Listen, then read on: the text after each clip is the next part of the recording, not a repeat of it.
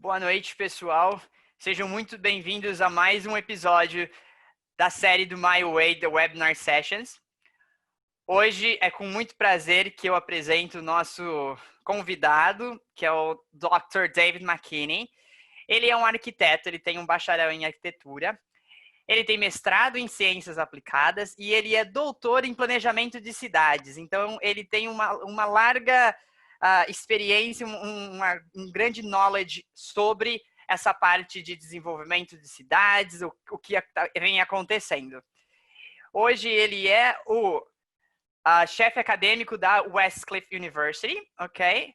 Ele é empreendedor e tem começando com mais de 50 diferentes tipos de business, ok? Então eu vou passar para o Dr. McKinney, mas antes disso eu vou passar algumas orientações.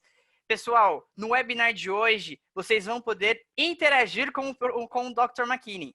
Então, se vocês quiserem, na hora que ele estiver explicando, ele vai fazer algumas pausas para vocês perguntarem. Então, por favor, gente, liguem o seu microfone e tenham essa oportunidade aí, essa experiência de conversar com o Dr. McKinney no áudio. Mas se vocês estiverem com um pouquinho de vergonha, não tem problema, pode digitar no chat e eu leio para o professor McKinney, ok?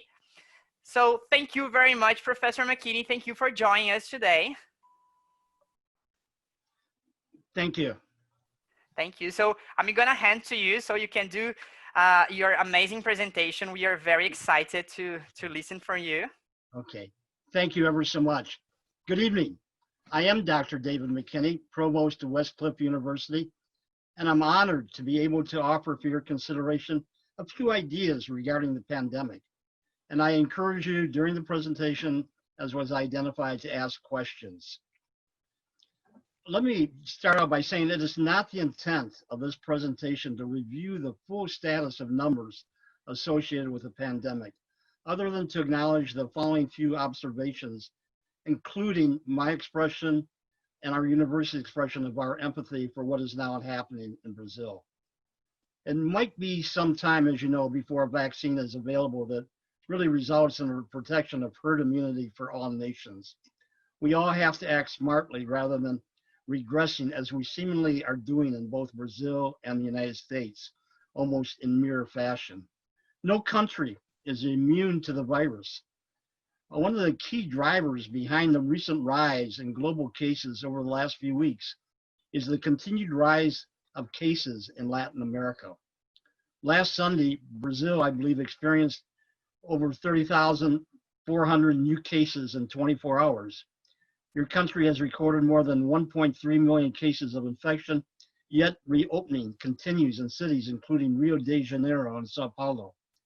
While the COVID-19 is completely out of control in Brazil, in contrast, in Uruguay, south of Brazil, there have been confirmation of fewer than 1,000 infections and only 27 deaths.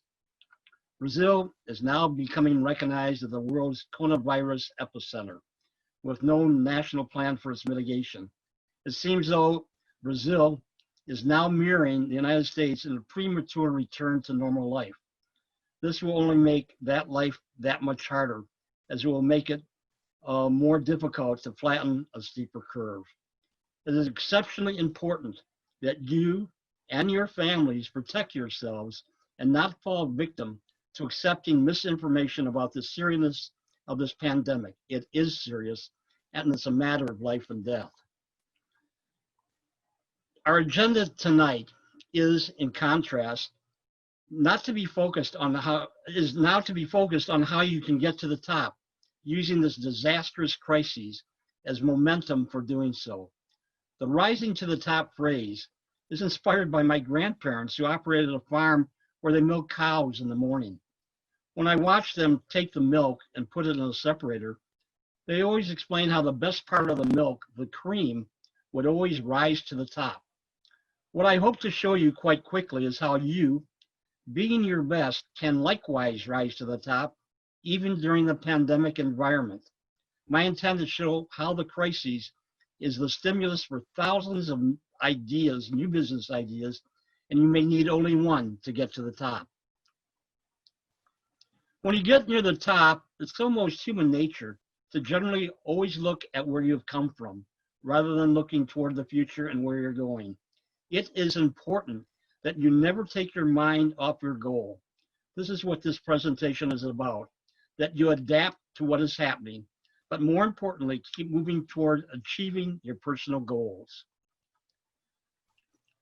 There have always been strong correlations between physical health, emotional health, and financial health. Previous crises have produced changes in public behavior, better practices and habits, and modifications of previous social conditions. For example, today many are suggesting that the handshake associated with Western cultures will not continue as a social practice as a result of trying to prevent the community spread of a virus, that the bow from the East will become commonplace in the West. In regard to different societies, I want to note that my favorite book or series of books is The Story of Civilization by Will and Ariel Durant. There are 11 volumes to the set of writings written over a span of more than 5 decades. They wrote that civilization is a social order promoting cultural creativity, and it begins when chaos ends. This chaos or threat to civilization occurs with most every generation via cataclysmic impacts or events such as the pandemic we're now experiencing.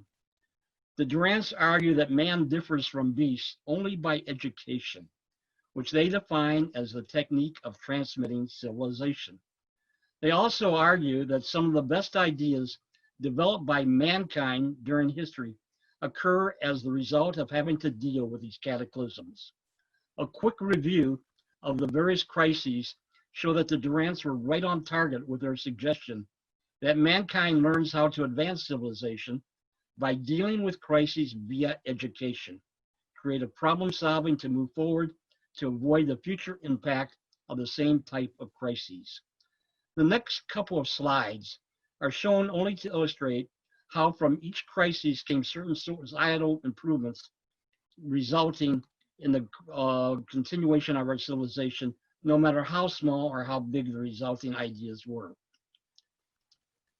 In 1721, newspapers became outlets for debating public policy, such as in taking positions of opposing inoculations to minimize impact of disease.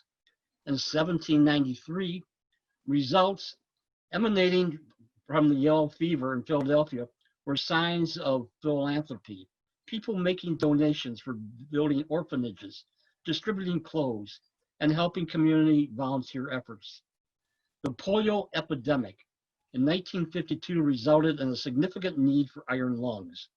Otherwise, children who couldn't breathe would die. The iron lungs actually use negative pressure on the body, causing the chest to contract and expand, forcing air into the child's paralyzed lungs.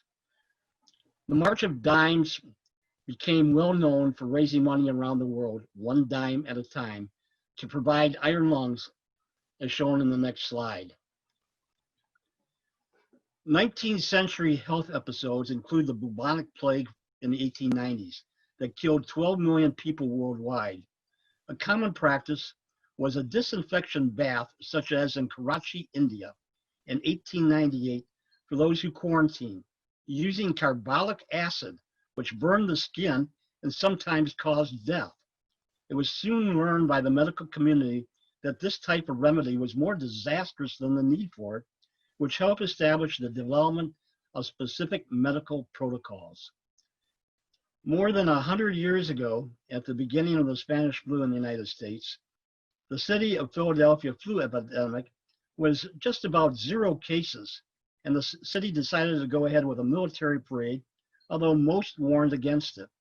Within a short period of time thereafter, there were 12,000 deaths in the city and 500,000 cases.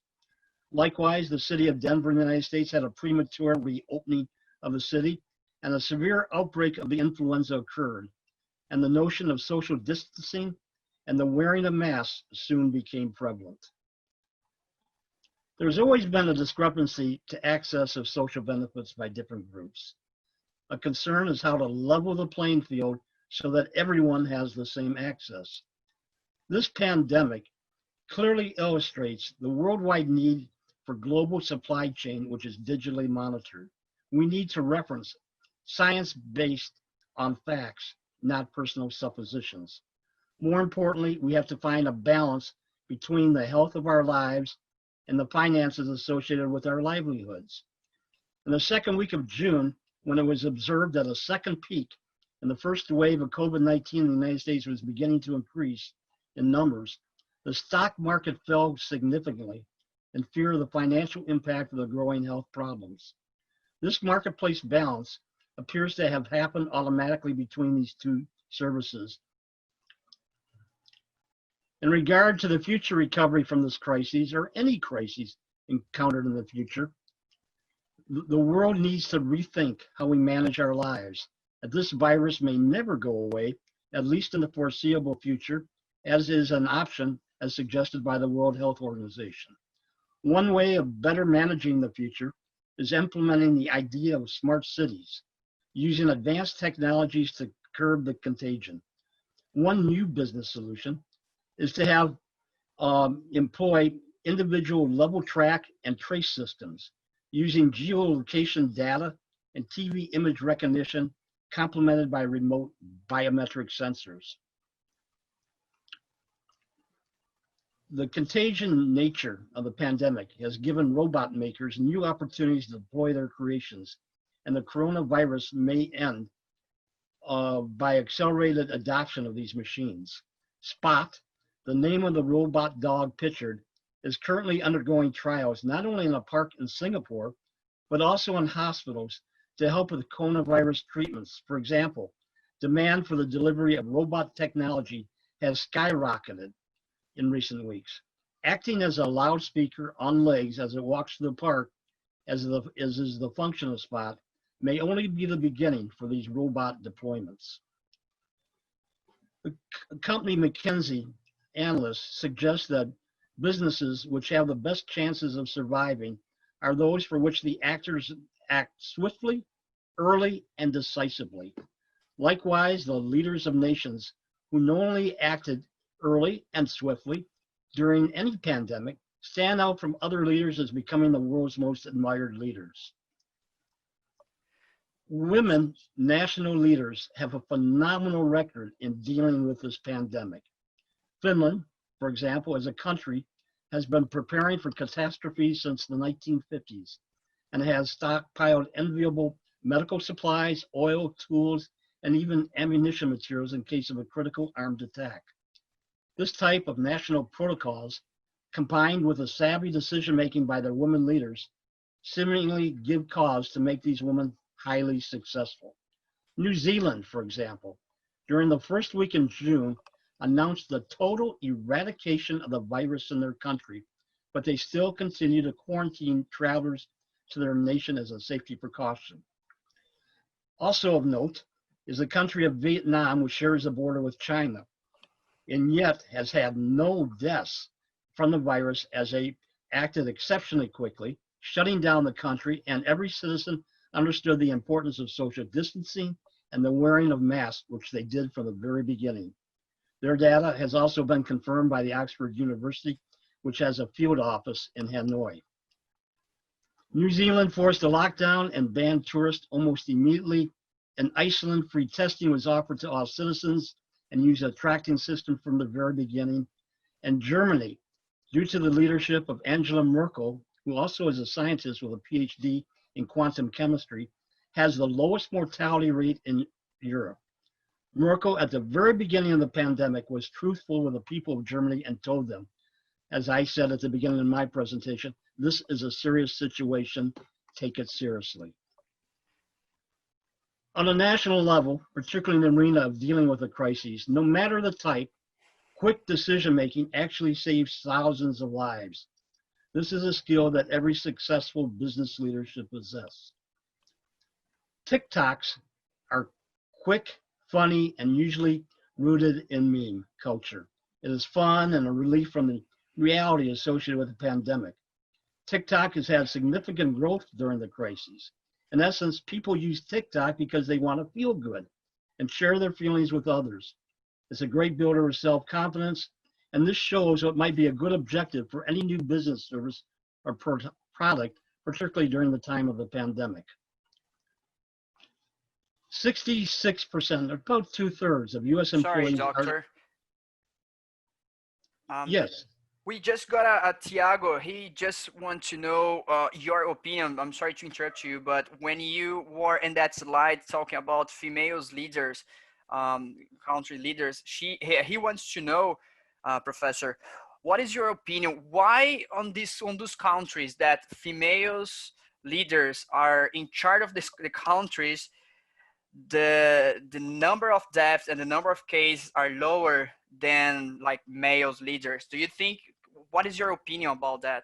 It's not my opinion, it's the opinion of the world. Yeah. It's pretty obvious. The female leaders acted decisively. At the very beginning, they took action. They never hesitated. And also, they have compassion. They have a great deal of empathy for the people of their country with problems. And so they acted with empathy and compassion for the people and took those steps to try to protect their people.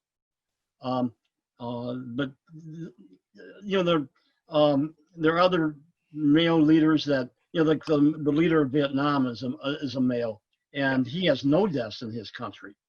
But generally, out of the top 10 or top 7, I think the 6 are female leaders. And the difference in my mind is empathy and compassion and acting very, very quickly in a manner that is correct. They knew exactly what they were doing. Yeah, you're right. Yeah. Okay, thank you, Professor. Does that answer the question? And his name Taco? Yeah, just yes. He said yes. Okay, great. Thank you. I think I was talking about the new norm. 66% of employees in the United States are estimated to be working remotely in the United States as a result of COVID. And prior to COVID, only about 7% of U.S. workers were working remotely. But this system is showing perhaps how remote working is more efficient, saves money, and oddly enough, oftentimes the workers are more productive working from home than working in the business.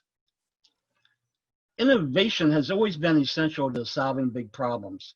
The world is looking not just for new things, but also for new ways of doing it, especially on the people side, where we need new behaviors, long-term rather than short-term, more capabilities, and better work ethics.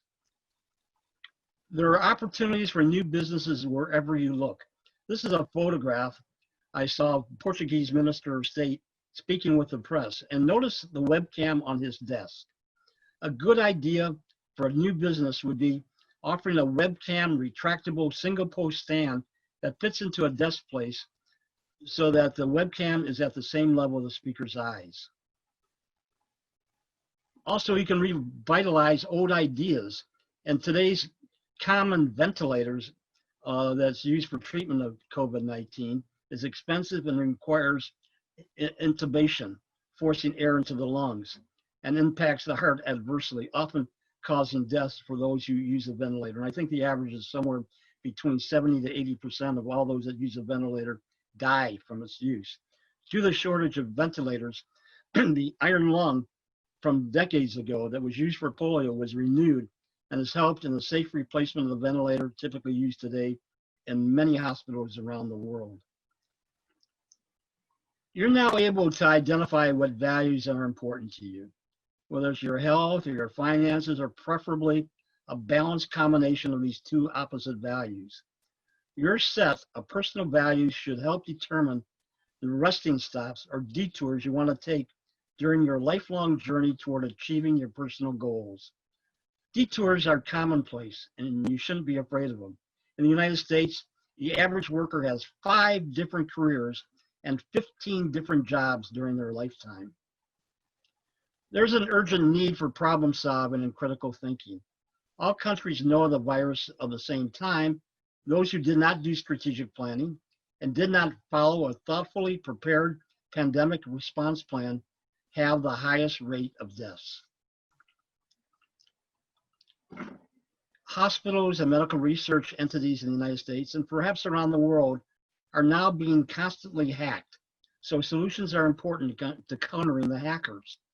Government entities will run out of money if the pandemic lasts very long. So the world needs solutions that improve the efficiencies of the related processes. Global logistics, supply chain management is becoming more important. So these solutions are really needed to maximize the related efficiencies. There should be more focus on centralized planning. There's a needed focus on telling the truth. So there's a growing emphasis of having solutions for identification of misinformation. On television in the United States, for example, they have people who are checking the statements of those who are talking in real time, and they're flashing a counter statement to those who are talking. There's a collateral damage as citizens travel between jurisdictions rather than staying at home. In the United States, states on the East Coast, like New York, are banning citizens from coming into their state from other states unless they're quarantined.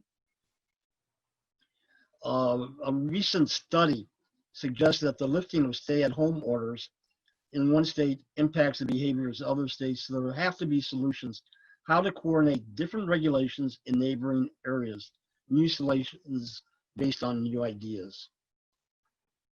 Airlines, like other businesses, are trying to be inventive to survive, as many of them will probably go out of business.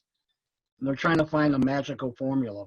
Taipei's Songshan Airport gives people the opportunity to have a tour of the airport, going through immigration, the boarding process, and disembarking, satisfying the need for their personal travel fix, but without ever leaving the airport. The travel industry is in need of such solutions to make traveling more fun. Digital maturity has made a big difference for those restaurants that are surviving and perhaps even beginning to thrive by a few of them. A strong online ordering presence, digital loyalty programs, and robust customer relationship management systems have been lifelines for restaurants during the crises, as levels of digital engagement among consumers has soared. If trends in China are any indication for the rest of the world, consumers could remain more digitally engaged even after the crises. Starbucks China, for instance, saw a 12 percentage point increase in the share of digital transactions after the crises. Meat processors are typically part of oligopolies. Meat prices have risen significantly, particularly in the West, and I believe meat from Brazil is now being refused by China because of the virus. Again, supply chain management problems exist around the world as the world cries for solutions for these processes present around the world.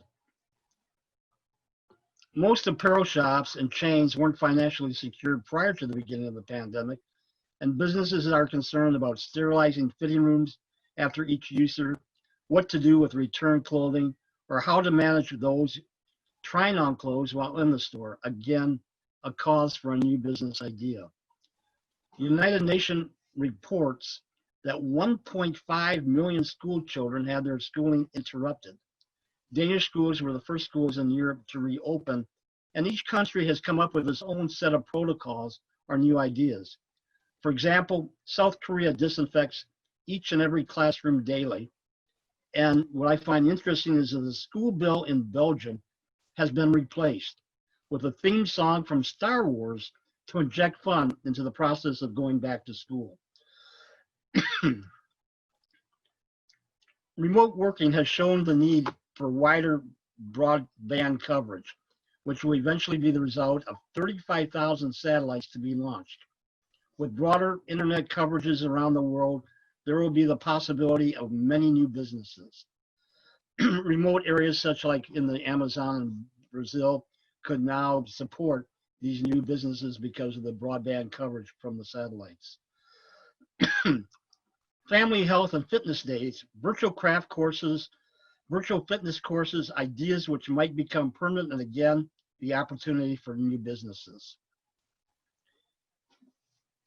Sanitizing arenas with 25% occupancies, outdoor concerts, much like the old drive-in movies. With globalization, we're just beginning to learn of the possibilities derived from virtual groupings, including music products, the different types of music fusion that could be developed for musicians from around the world. Again, new solutions from new ideas. I love music.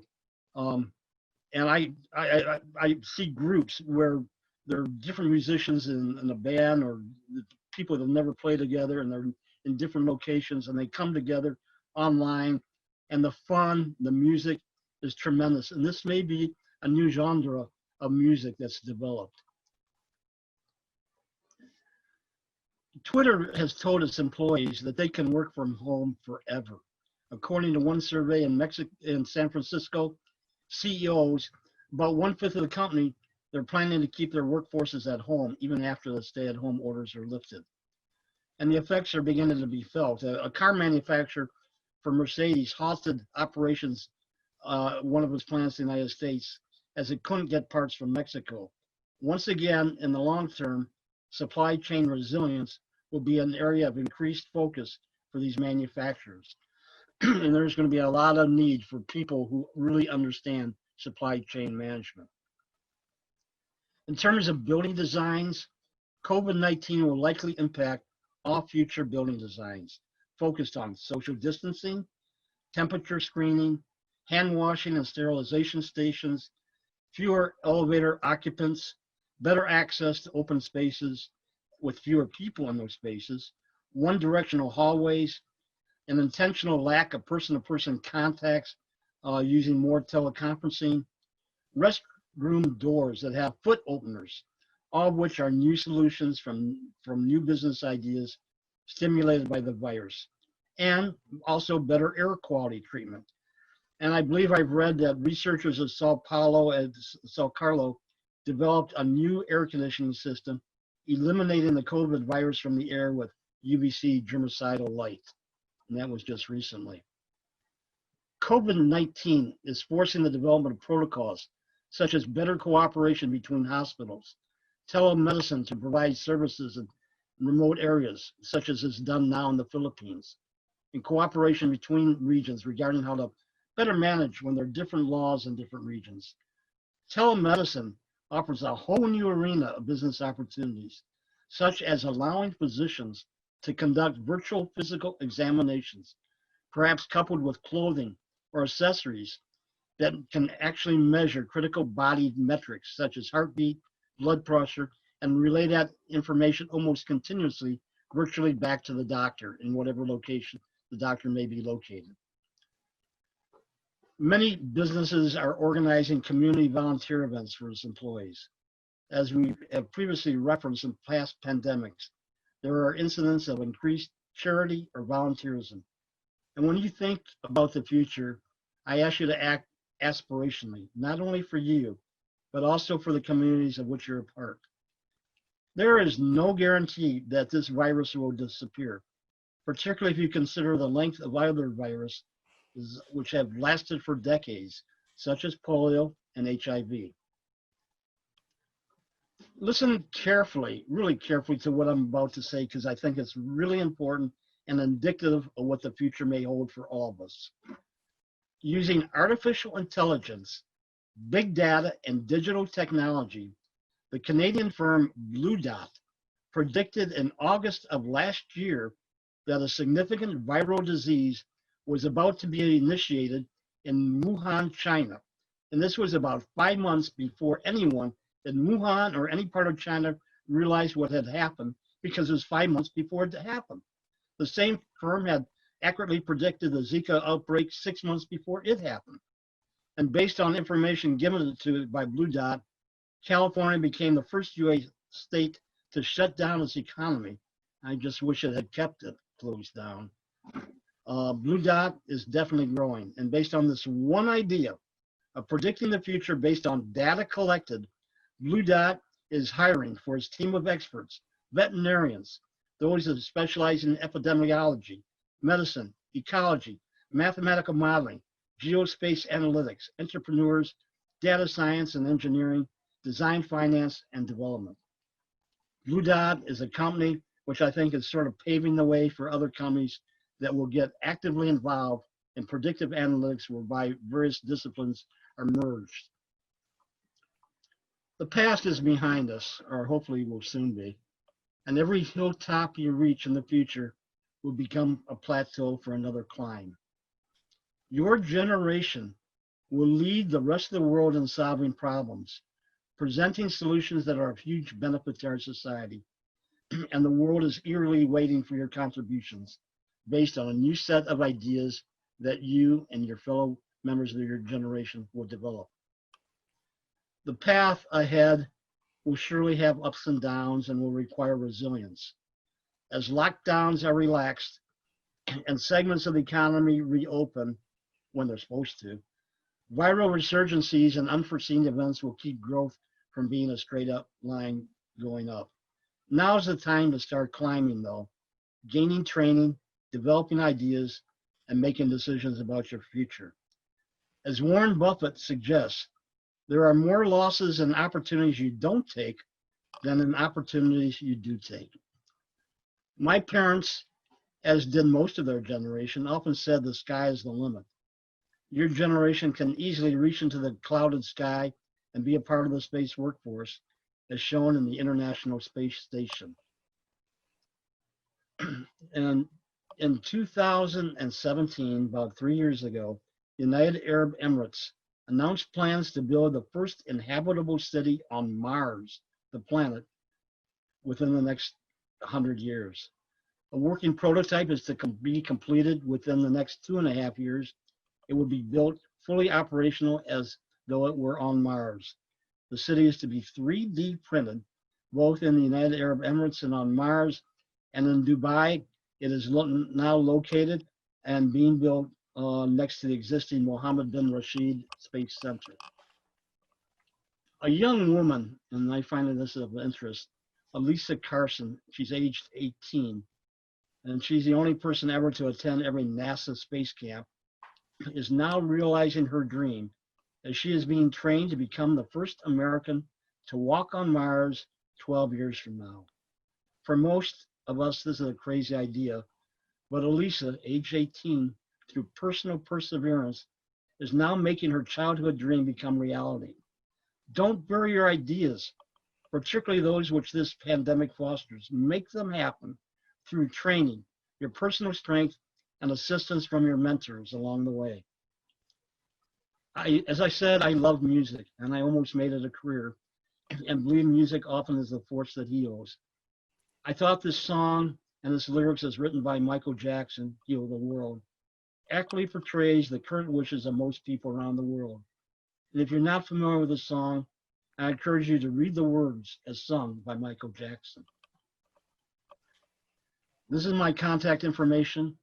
I encourage you to copy my email address, and whenever you have a question of any kind, no matter where you eventually go or what you eventually do, and you want to ask me a question to address, please feel free to write me or contact me. I'm always available via your GChat. Thanks again for this opportunity.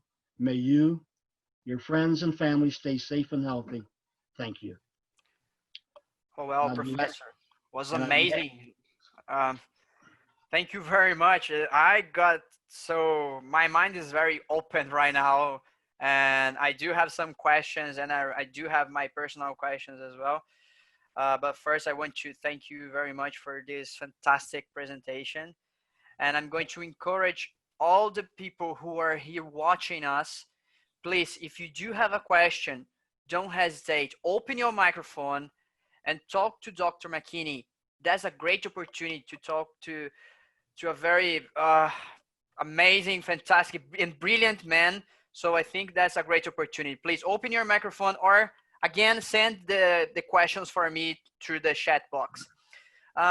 Dr. McKinney, I do have a question here from Matthews, and he just said, Dr. McKinney, from that expression, the world won't be the same again after the COVID-19. So do you believe that our basic education format will change, or do you think the kids will still be able to play into their own schools like before?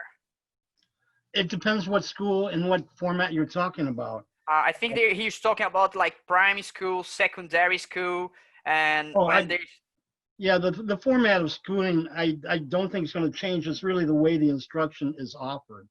Mm-hmm. I've been involved in online instruction, and actually Westcliff has been a pioneer in the United States in the promotion of synchronous teaching, and that's where you have live professors talking online. And we were one of the first schools in the United States to do that. Most schools that offer online instruction do it through videos, whatever. I think that the precautions are going to continue. There's a concern about children, particularly in terms of how to protect the children. And I think there's going to be an increased emphasis on if you go into the classroom, and there's always going to be a need for on-campus instruction, as we have in the United States at Westcliff. But how do you protect? And we've come up with our plans. We've in terms of the number of students in the classroom, social distancing will probably always exist. The concern, in the East, everybody has worn masks for a long time. This is one reason why Vietnam has no deaths, because everyone was wearing masks as part of their culture from the very beginning. I think in the West, in the United States, we have leaders telling people it's not really that necessary to wear a mask, but it is.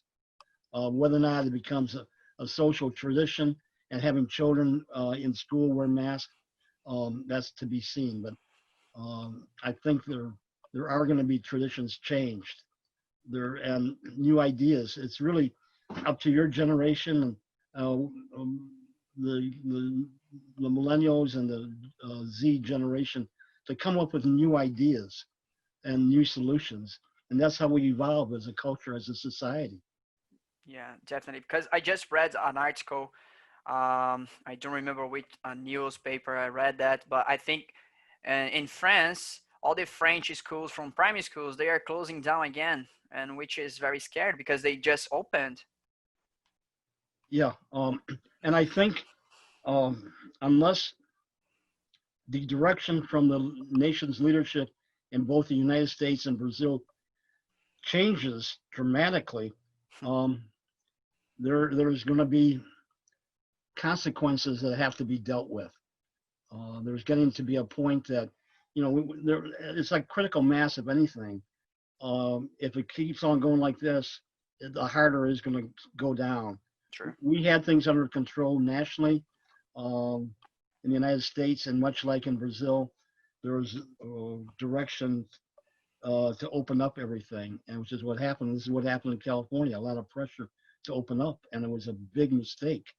And now we're paying the piper in terms of having to live with the consequences of making this mistake.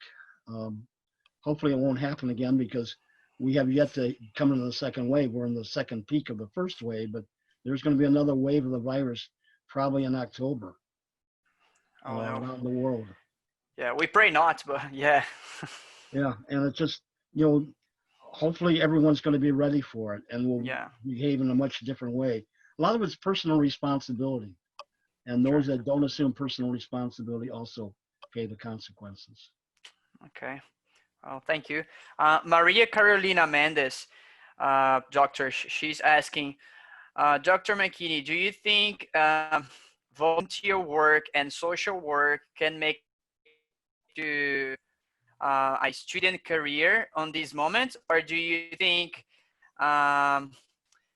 it's better to focus in individual skills in this moment? So what do you think?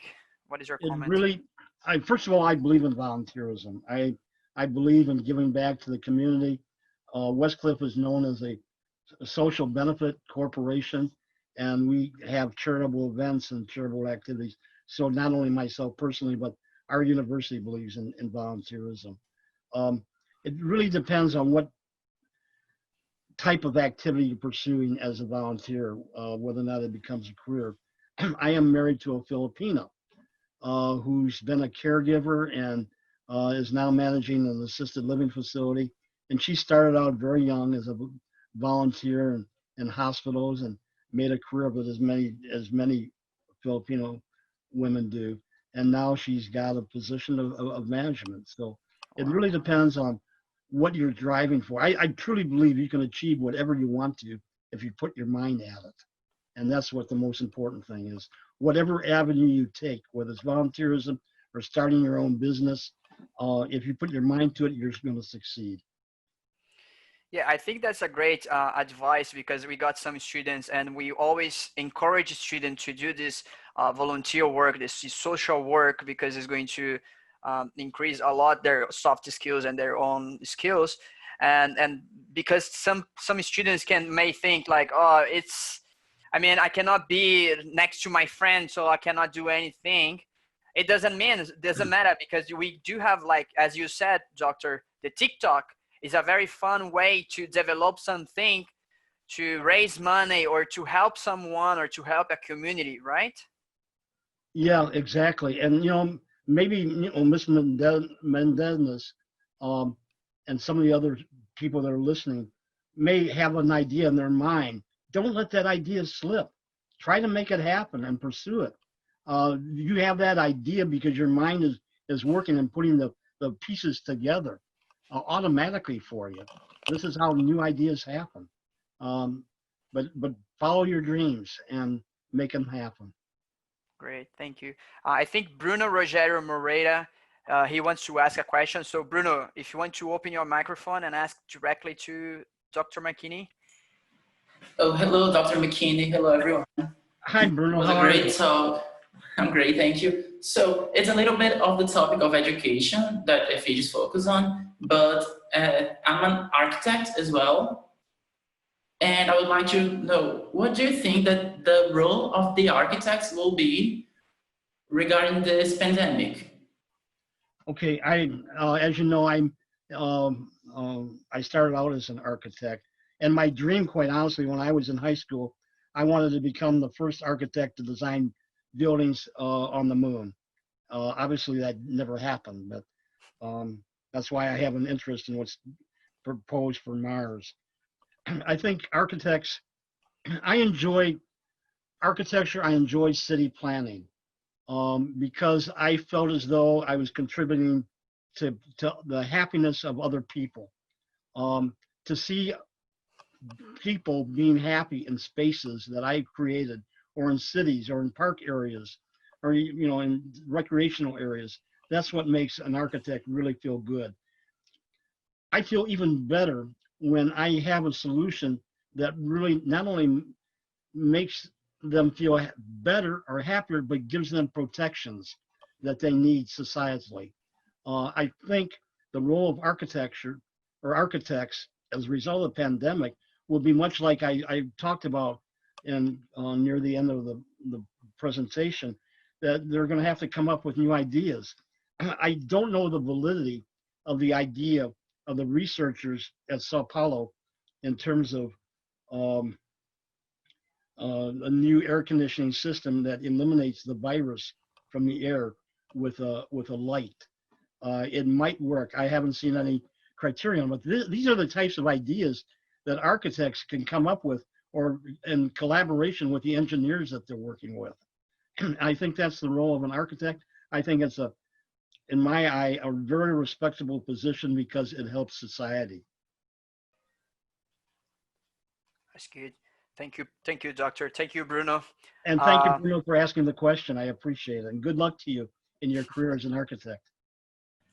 Thank you. I've recently graduated, and it's getting really hard to get new jobs, especially with the pandemic.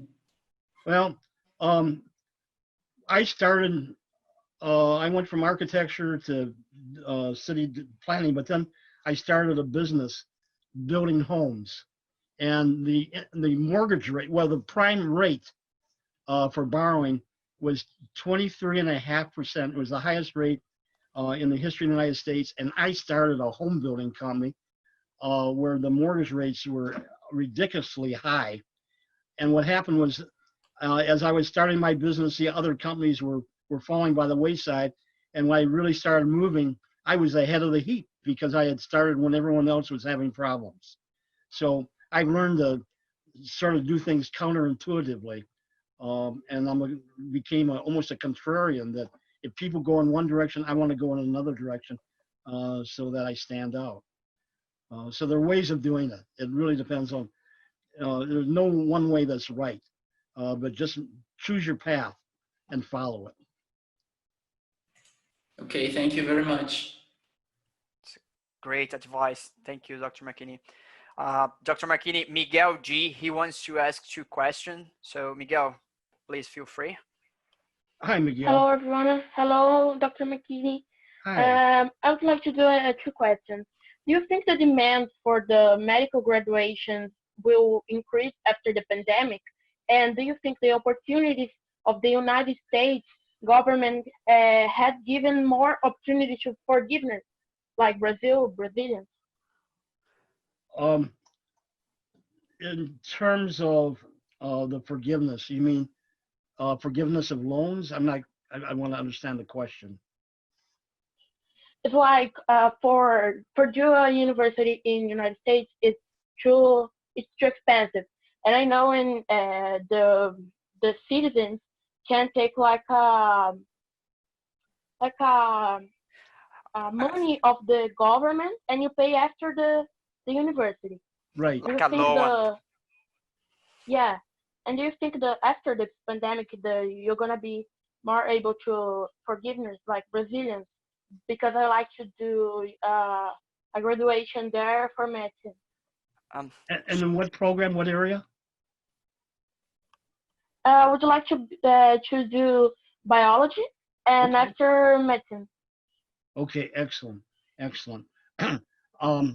There's always going to be need for the people in the medical profession, particularly like the baby boomers who are growing, the large population of, they'll become the elderly, and the elderly are the ones that use the doctors more often than, the average elderly person sees a doctor about 12 times a year, while a person in their 20s may see a doctor once every 2 years. So in countries with the older populations, the need for doctors is really expanding and growing. So I wish you well in the pursuit of your medical career. In terms of forgiveness, I can't really speak to that other than I do know that depending on the government who's heading it, there's an empathy to helping the population.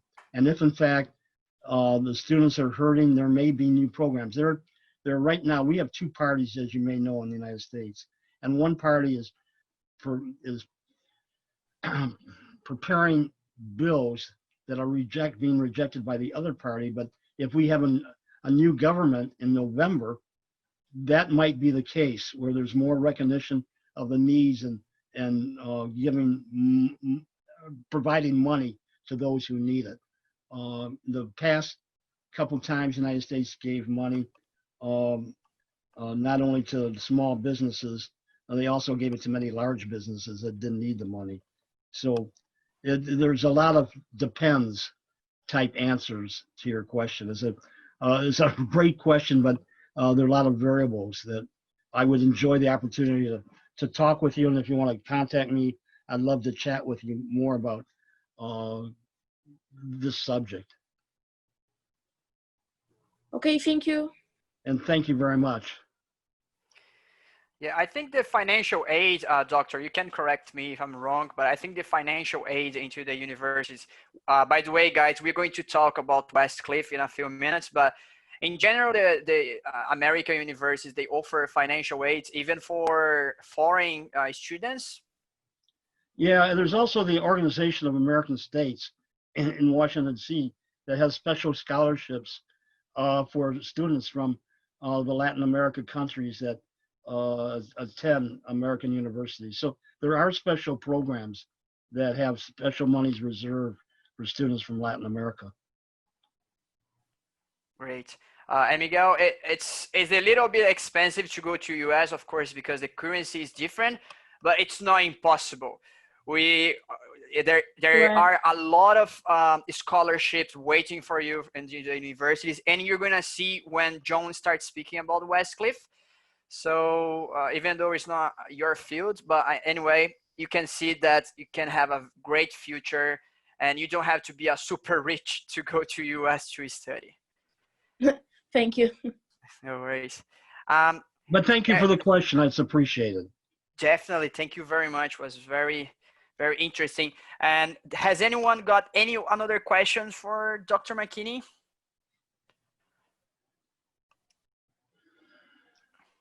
If you want to open your microphone, we'll be very happy.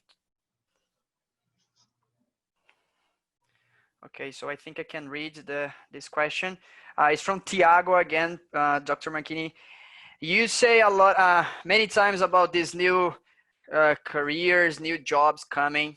So which area do you believe, he's asking, Dr. McKinney, which area do you believe the new jobs will coming the most? Well, business is always, I mean, the MBA is the most popular degree around the world, and it has been for some time, only because business, it takes a business to come up with business products, business services.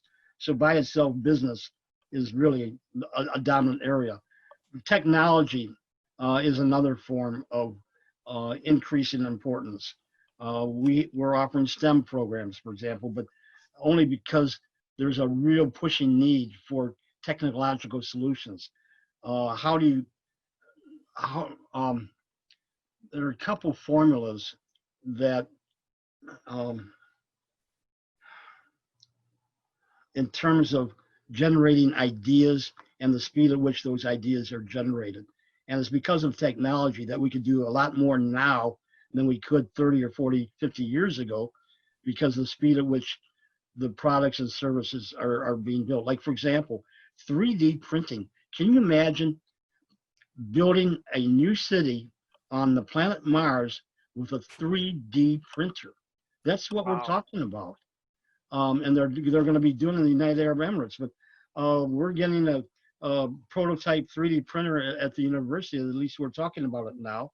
And I'm amazed by it. I'm building myself a house for myself. And I'm thinking, wow, could I use a 3D printer? And it's, I would love to try it, but it's a little bit more expensive now than regular construction. But I think no matter, if you take any idea in any business, you can make it work if you really try to. As you know, some businesses are a little easier than others. I owned restaurants, and I did it probably for the ego trip of it, because the profit margin in a restaurant is very tight. And if you have a financial problem, you're gonna have some personal harm from it. But I enjoyed it.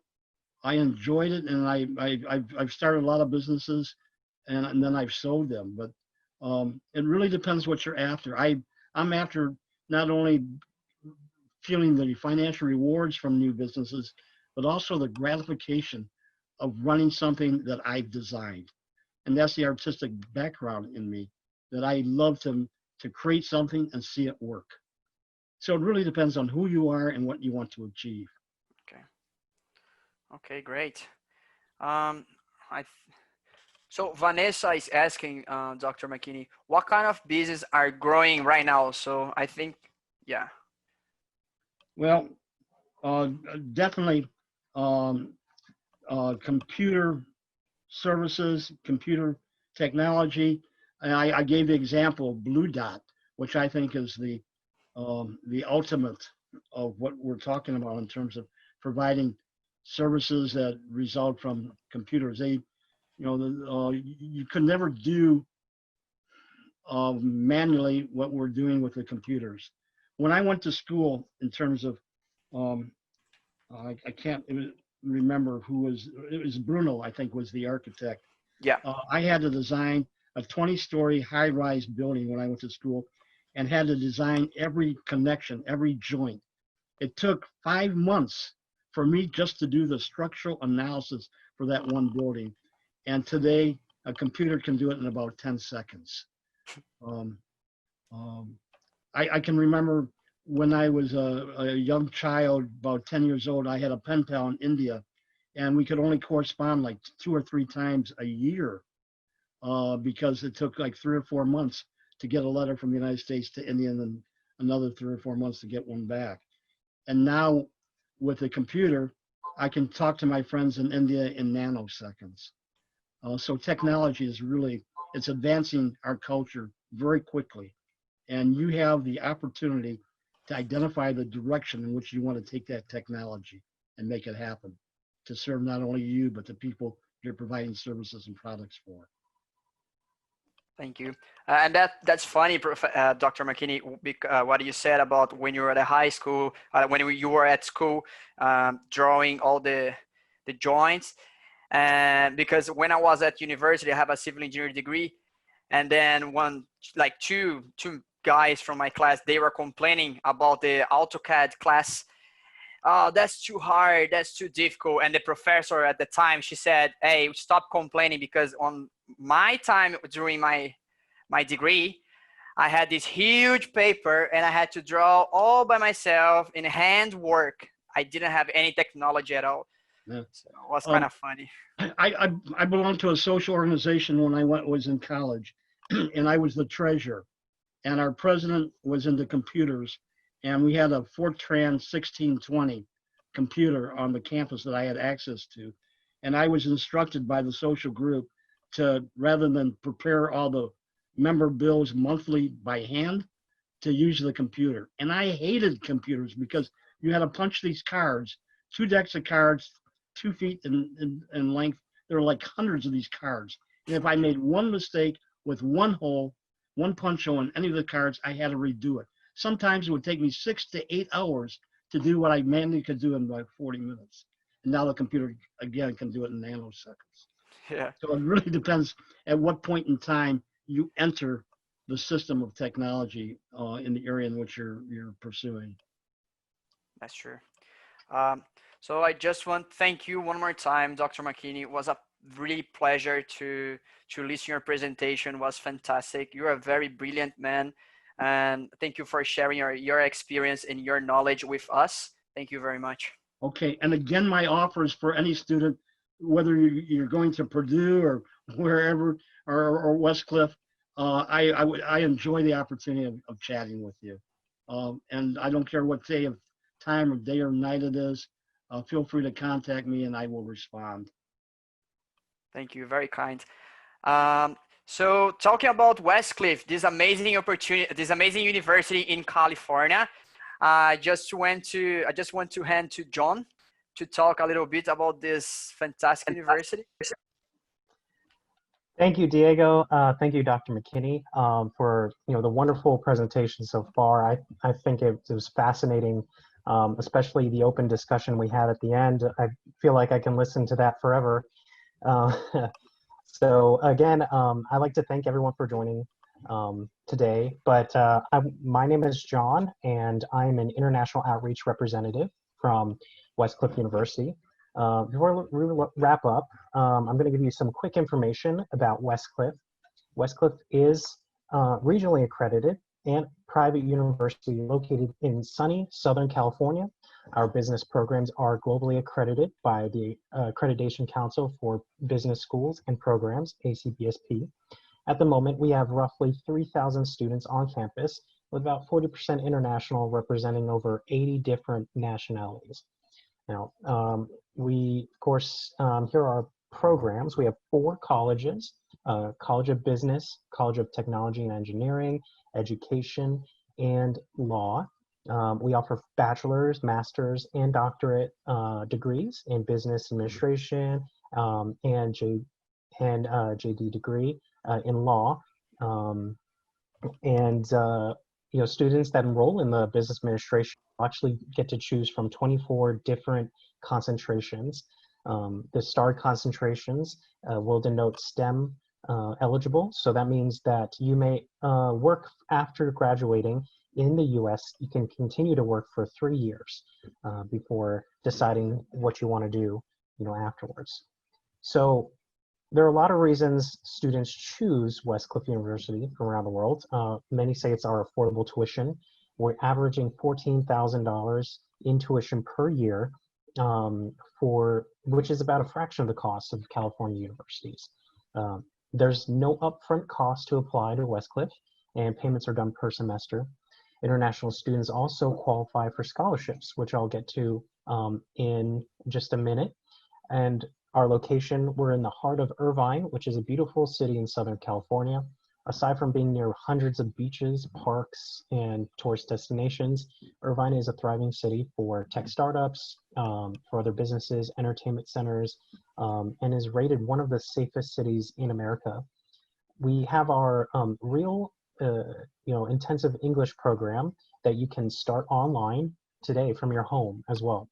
We have work opportunities at Westcliff, so we encourage students to seek out off-campus opportunities through CPT. They can do that throughout their entire program. And then OPT can be taken up to 36 months after graduation if you're in STEM program. Now, I think one of our biggest strengths too is flexibility. We have 6 intakes per year, so 6 times to apply. You can send your application any time of the year, and we will get to you personally. We have, of course, like I mentioned, CPT, and all programs are offered on campus and online formats.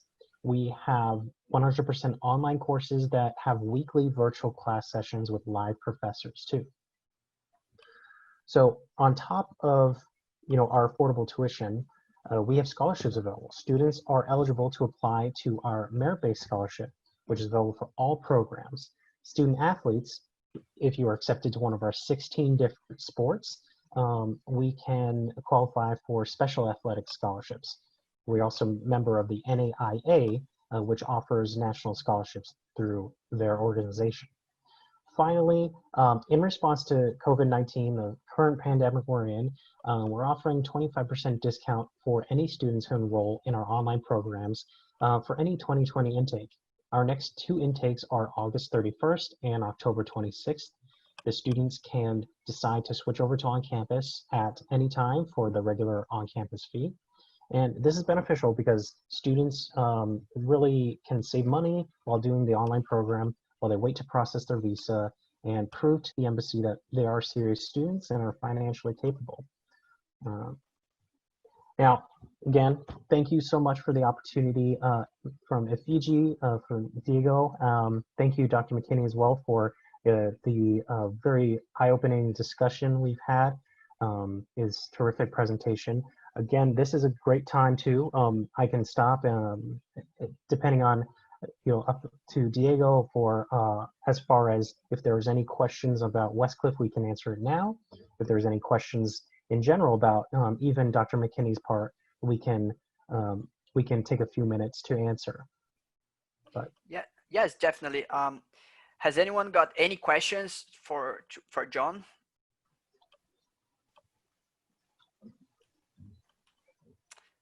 Let's see here.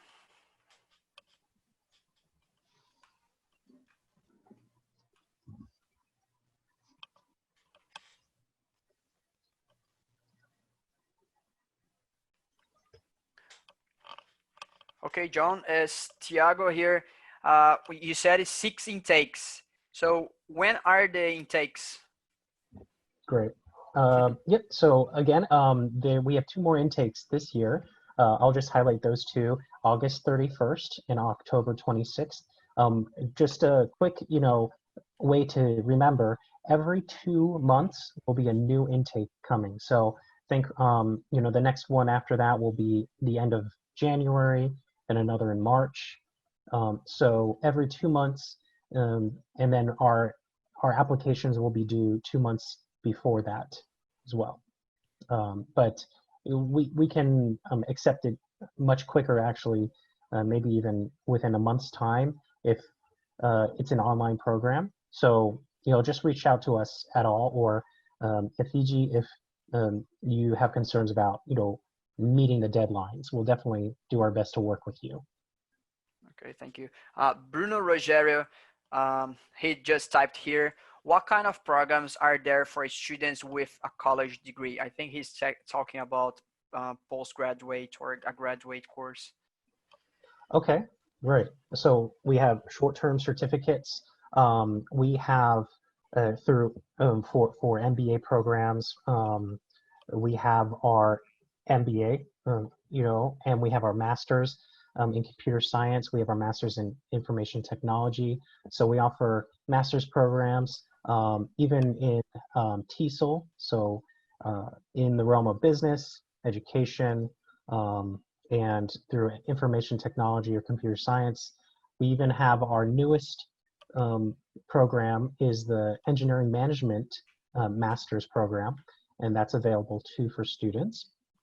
So we also have a DBA program for students wanting to continue in business administration after receiving an MBA as well. Okay, great. He is the guy who has the architecture degree. Well, and also I want to emphasize too, MBA program is really our most robust program. It has a lot of areas to concentrate or concentrations to explore, and I think MBA is a really solid foundation for any type of field you want to go into, because there are, like as Dr. McKinney said, businesses are needed to start anything, and whether or not you feel like you're going to just be on your own and doing freelance work, you still need to have good business sense and understand how the market works. So I think it gives you a great foundation for anything you want to pursue. Yeah, definitely. And I think you should enjoy, Bruno, because Westcliff got 25% off. So I think it's a great time to start these online programs. And then if they start online, they can go on campus next year, John? Yes. Okay. Whenever we're trying to get it open through this August, but I mean through after August, but that may change depending on the current situation. But whenever campus does open and borders open up, definitely we're here with we're welcoming you to Irvine, and we can easily work with you to make sure that your online program switches to on campus. There will also be no kind of distinction between receiving an online degree, actually graduating with an online program versus an on-campus degree. There's really no discernible difference between the two when you are applying for jobs as well too. So whether or not you decide to come or whether you come to campus, you'll still have the same opportunity to graduate with that degree. Fantastic. So thank you very much, guys. I'm gonna handle my email address on the Zoom chat box. So if you want to know more about Westcliff University, please email me so we can I can arrange a call with John or even Dr. McKinney. And please guys, enjoy this opportunity that Westcliff has, 25% off this year. And I hope you all stay safe and all have a good evening, because in Brazil it's already evening. For you guys, I think you're going to be on lunchtime or tea time. Okay. Thank you very much. Thank you. Muito obrigado a todo mundo e uma boa noite.